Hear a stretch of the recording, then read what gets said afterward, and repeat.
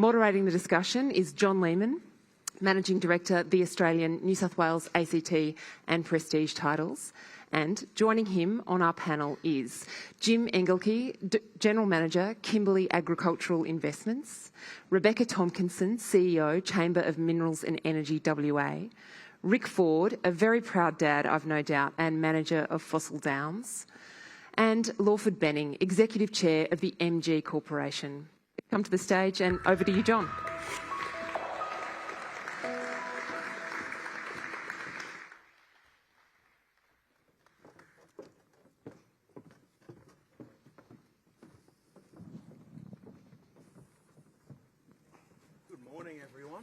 Welcome, panellists. We have questions rolling through here, so please feel no obligations at all, but please ask the questions. The Bush Summit truly is about bringing a voice to regional and rural Australia, and we want that voice to be heard here and across the nation, and I'm sure our panellists will help with that endeavour this morning.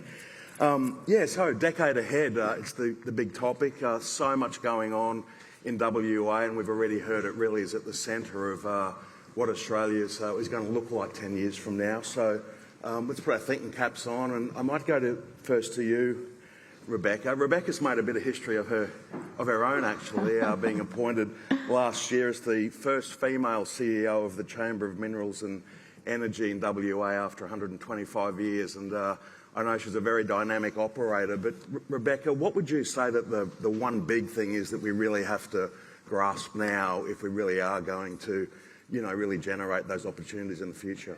Thanks, John, and it's a great pleasure to be here with the Australian today for a very important conversation.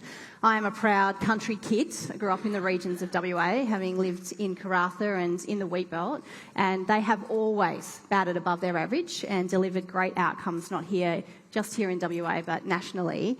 So the big moment is right now. So as Minister King was just touching on, the rare and critical minerals that we have in abundance here in WA are the pathway to net zero. The Minister talks about Australia being that line. I say that net zero can only be achieved through WA, that's how significant the minerals energy sectors are to the achievement of our global ambitions around net zero. But we do have to capitalise right now. We want to be those price setters, not price takers. We need that investment in our downstream processing. We are exceptionally good at that extraction. We need to do more to develop our processing industry, our chemicals industry, so that we can ensure that we are there to deliver for this next intergenerational opportunity for Australians. That's what is present for us right now. It is really important that we're able to deliver that global energy transition, and in order to do that, we need to double down on our mining efforts. So we really need more mining, not less. We absolutely do, John. More mining than we've ever done before. So, for instance, we need twice as much cobalt, twice as much copper, twice as much nickel in this next decade than we've ever produced before. It's a significantly important part of who we are as a nation, not just for our own economic prosperity, but to deliver those net zero ambitions for the globe.